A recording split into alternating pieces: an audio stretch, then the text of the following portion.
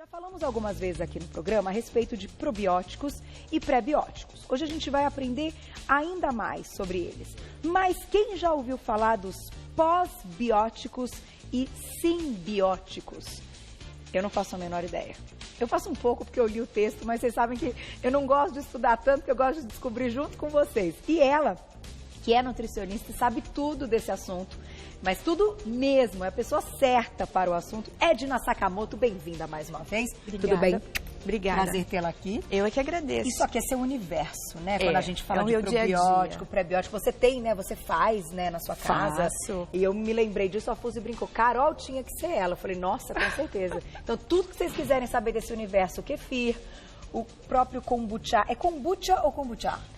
A gente pronuncia kombucha. Tá. Porque é uma palavra que vem do próprio japonês, né? Kombu, alga, e chá, chá.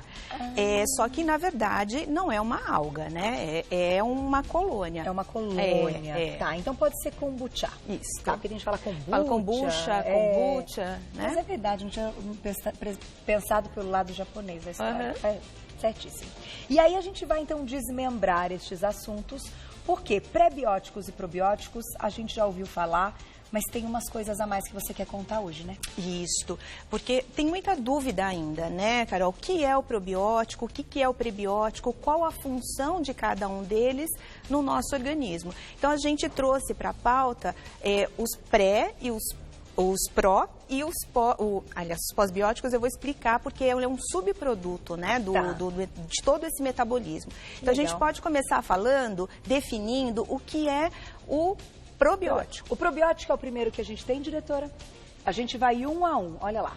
Na tela, então, o nosso primeiro. Aproveitem, mandem muitas perguntas, @VocêBonitaTV. Olha lá. Primeiro, então, o probiótico.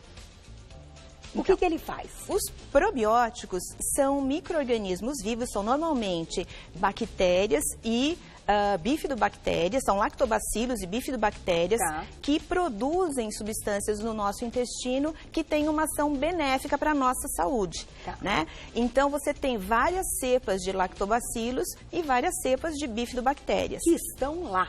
Que já estão no nosso intestino, né? Mas a gente pode aumentar o aporte usando alguns alimentos que são fontes dessas bactérias benéficas. Então, o que elas proporcionam para a nossa saúde, né? Os probióticos dão uma melhora para a imunidade, então aumentam a nossa resistência, né? Promovendo saúde, ajudam inclusive a não ganhar peso. Então tem vários estudos com cepas de bactérias que auxiliam no controle do peso corporal, tá?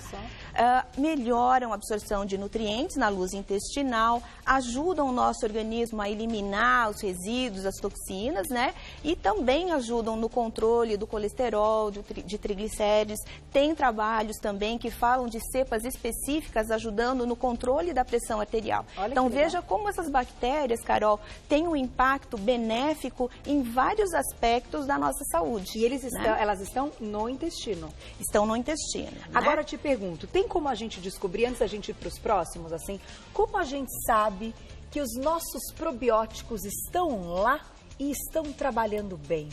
Tem alguma coisa, assim, algum sintoma que possa relatar que algo não vai bem com essa parte dos probióticos? Sim. E que a gente tenha que, enfim, colocar a alimentação para ajudar nesse ponto? Com certeza.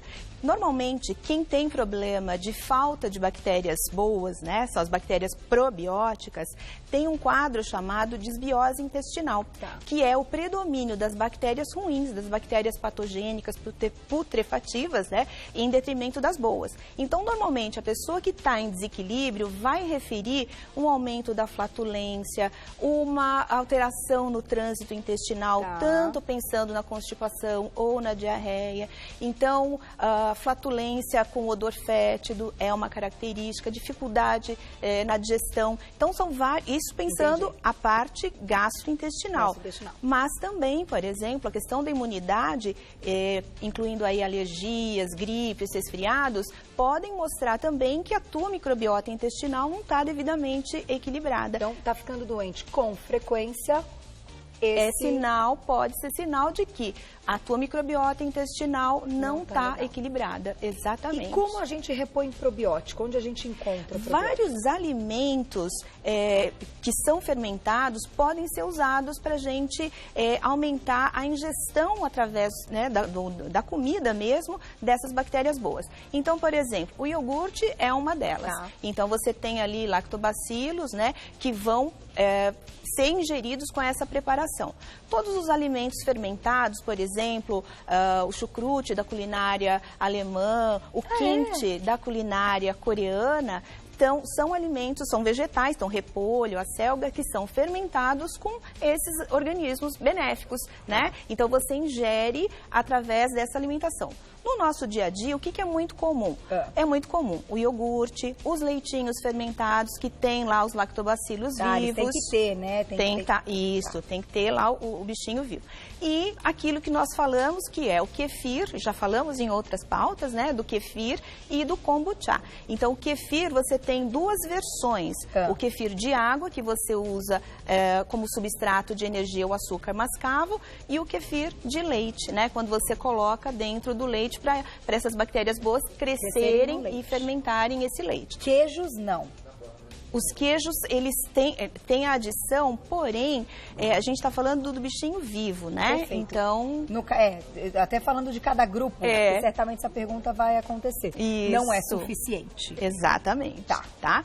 Então, esse é o grupo dos probióticos. E o kombucha, que a gente falou que as pessoas não conhecem muito bem. Então, eu trouxe a colônia, que é essa plaquinha que chama SCOBY, né? Esse SCOBY é uma plaquinha de polissacarídeos e bactérias e leveduras que crescem nessa plaquinha a partir do chá com açúcar. O chá pode ser um chá verde, um chá mate, que vai ser... Então, esse açúcar e essas substâncias do chá são fermentadas, produzindo, então, uma bebida com uma ação ótima no organismo e com sabor muito agradável, porque lembra um refrigerante gaseificado. Ele tem, né? a bolinha, tem, né? Tem as bolinhas que são resultado dessa fermentação alcoólica. Então, as pessoas usam como um substituto saudável, vamos dizer assim, né? De um refrigerante, por exemplo, de uma bebida gaseificada. Eu acho que já chegou pergunta a respeito de kombucha, tinha certeza. Vai bombar na tela quem escreveu pra gente, então, olha lá. Obrigada, Gustavo, um beijo pra você. Tomo kombucha quase todos os dias. É o suficiente ou eu deveria consumir probióticos manipulados também? Pergunta muito bacana. E aí aproveito para te perguntar o quanto a gente deve, então, repor diariamente para ficar dentro de um limite saudável, né? Porque eu imagino que também passar da conta pode ser prejudicial. Então, no caso do kombucha, do iogurte, a gente recomenda mais ou menos um copo, né? Então, 250, 300 ml da bebida por dia seria o suficiente para manter uma microbiota mais saudável. E lembrar também que essas bactérias que você está ingerindo com esses alimentos fermentados precisam de um substrato para continuar crescendo no nosso intestino. Né? Aí é que a gente vai falar... Que são os prebióticos. Isso, que são os prebióticos. Acho que é o próximo, né? Isso.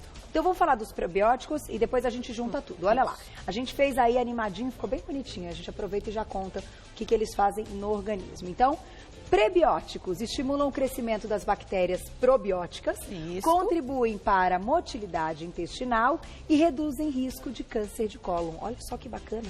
Então, os prebióticos são fibras alimentares não digeríveis pelo ser humano.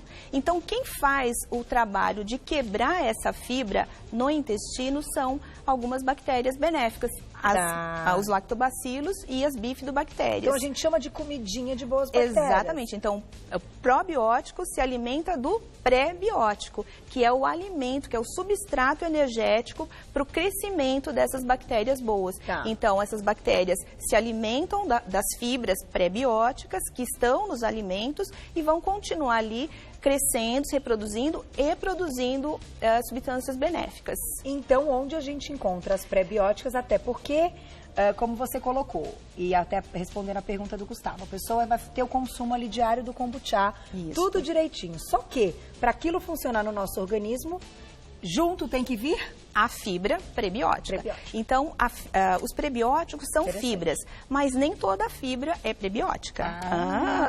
E onde elas então, estão? as fibras prebióticas, predominantemente, são uma classe de fibras chamadas oligosacarídeos e inulina. Então, aonde tem em grande quantidade, né? Tá. A gente trouxe aqui uma gama de alimentos que podem ser considerados fontes dessas fibras. Então, começando aqui pelos mais conhecidos, a gente tem a chicória, né? O aspargo é uma fonte. Além do aspargo, a alcachofra é uma fonte bacana, que já começa a entrar em safra.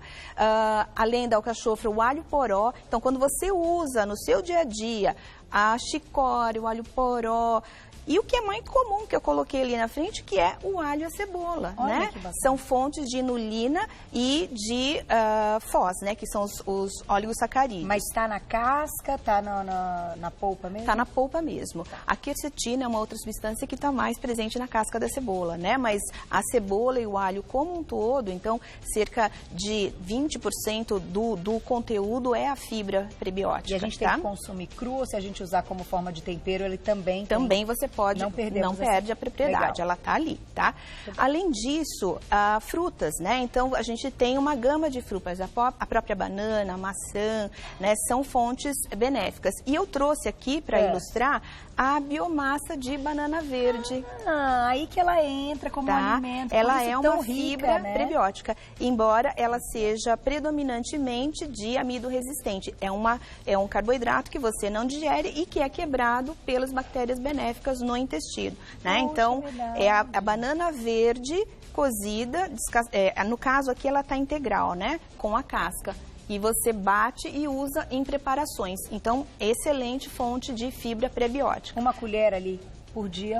É o mais do que suficiente, né? Muito bom, até para colocar no arroz, no feijão. Você pode colocar no feijão, você pode bater num suco, você pode fazer, tem hoje preparações, bolo que você usa a biomassa de banana verde, patês que você pode incluir para colocar junto com o seu pãozinho integral, ou sem glúten, dependendo da sua restrição. E ela deixa mais cremosa. Sim, ela tem uma textura bem cremosa e neutra, né, Carol? Ela não tem, por incrível que pareça, as pessoas falam, mas vai ter gosto de banana? Não, ela é neutra. Então, você vai colocar ali nela o azeite, o temperinho, ela vai ter o gosto do que você colocar, tá? Muito bom. Então, couve-flor. Já mais?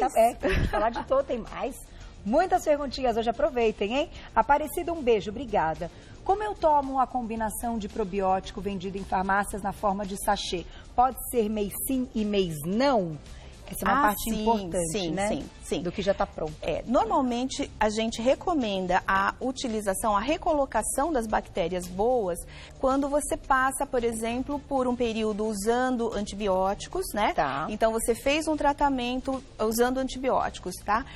Para a sua microbiota intestinal se recompor, normalmente vai demorar vários meses, tá? Cerca de 6 meses. Então, este é o momento onde a suplementação é indicada para você recolocar mais rapidamente. Então, normalmente a gente pede para fazer o uso pelo menos 15 dias, né? Mas o ideal é fazer 30 dias usando o suplemento mesmo se você não tiver tomado antibiótico.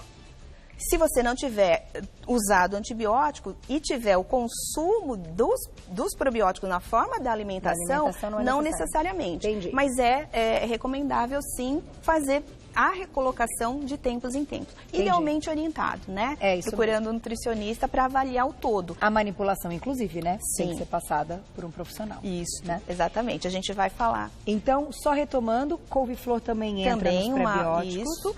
E as raízes? Isso não é batata doce, Carol. É aquela... É a Yacon? Batata Yacon, exatamente. Como ela é bonitinha, né? A Yacon, eu brinco, eu digo assim, que você confundiu ela. Você viu no supermercado, achou que era batata doce e pulou, né? A Yacon é uma batata rica em inulina e oligosacarídeos, tá? E ela tem um sabor adocicado, justamente porque são carboidratos, né? Que ela tem ali. Só que como não são digeríveis, quem vai digerir são os bichinhos bons, ela ajuda em vários aspectos, inclusive no controle de glicemia, saciedade, entre outras coisas. Olha que legal. Tá? E você sabe que o pessoal já deve ter visto alguns macarrõezinhos, massa de lasanha e tantas outras que agora estão na moda? E que a indústria tem feito em forma de macarrão e tal.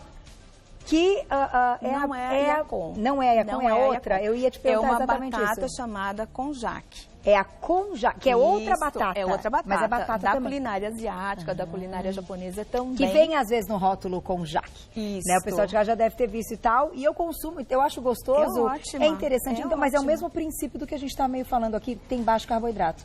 Tem baixo carboidrato, porém, ela não teria ação prebiótica tão bacana quanto a Iacom. Perfeito. É uma outra fibra, chama glucomannan. Olha que legal. Que a gente olha lá e fala, não acredito que isso aqui não tem carboidrato. Pois é. Não basicamente fibra. É basicamente fibra. A bardana também é uma excelente fonte de fibra. Olha, gente, a gente já comi bardana. Estrogonofe de bardana, uma vez fizeram. Na culinária macrobiótica, na culinária japonesa, ela é muito usada, né? É conhecida também nas feiras livres como gobô. É o nome japonês dela. Muito legal. Gente, a Edna sabe tudo, muito bom. Vamos pro próximo, que agora eu não tenho a menor ideia o papel deste aqui na tela. Pós-bióticos. Isso. Reduzem pH do intestino, inibem crescimento de bactérias patogênicas. Isso. Pós-bióticos seriam os produtos que são resultantes da fermentação das fibras prebióticas. Então, você tem ali as bactérias probióticas que se alimentam dos prebióticos, dessa fibra, e que produzem ácidos graxos de cadeia curta e bacteriocinas, que vão inibir ali o crescimento de bactérias potencialmente patogênicas, porque trazem o pH do intestino para um pH mais ácido, que é inóspito para essas bactérias nocivas. Tá? Então, por isso que a gente não teve como mostrar o que é o pós-biótico. O subproduto, vamos dizer assim, dos dois, desse resultado da bactéria se alimentando da fibra, produzindo os pós-bióticos. Tem um videozinho. Tem vídeo do pós-biótico? Rapidinho. Acho que tem, né, Cláudia? Ela tá procurando. Isso. Mas agora uma pergunta. Diga. Isso é uma reação, então. Vamos olhar. É uma reação. Pronto, então vamos lá. Isso. É uma reação, como se fosse uma reação química, enfim, do alimento, Isso, ali você da tem bactéria. As bactérias, né, probióticas, isso são as vilosidades intestinais, tá? Então, as células do intestino têm essa vilosidade, tá vendo? A bactéria pega aqui a fibra, se alimenta dessa fibra e produz ali os ácidos graxos de cadeia curta, as bacteriocinas, que vão matar quem? As bactérias patogênicas.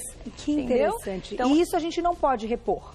Não, a gente precisa... Hoje a indústria vem desenvolvendo técnicas para isolar, mas eu diria assim, isso acontece internamente no nosso organismo. Bacteriocinas têm sido pesquisados já na academia para ter uma aplicação clínica, né? Pois é, porque isso certamente vai diminuir quadros de infecções. Certo? Sim. Agora fazendo uma ligação com o negócio todo, não só pensando em intestino, enfim, e nessa parte da saúde e do peso, como a gente falou, e de uma saúde intestinal, mas a gente está falando de um corpo todo que pode ter uma infecção, certo? De bactérias ruins. Teria benefícios genéricos, né?